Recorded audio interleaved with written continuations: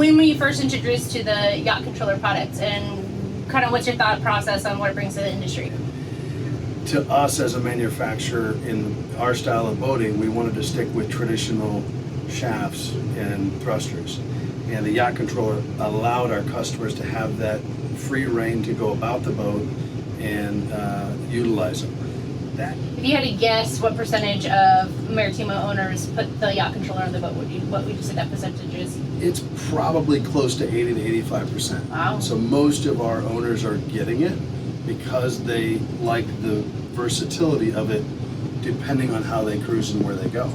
All of your own. Do you have a good instance where Yacht Controller was maybe not invaluable but made your life a whole heck of a lot easier? Mine. I mean, our customers, such as the owner of this particular boat, they travel to places, and some of the times that they'll go to a marina that's full, they will get the one slip nobody wants because they have Yacht Controller.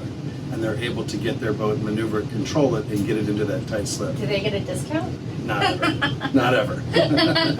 To be able to have the Yacht Controller, get the lines, get the fenders, get everything set by myself, and open the area, set the lines and fenders, and then be able to come in and dock, it's invaluable. Yeah. It is. And our owners are primarily owner-operators, so we don't have our customers having a captain on board. They're owner-operators. They want to take their boat themselves. They want to cruise. They want to extend their boating opportunities, and the Yacht Controller affords them that. Awesome. Well, thanks so much for your time. Thank you. Don't forget to say thank you to your customers for letting us borrow their beautiful vessel today. And let's go take this baby for a spin.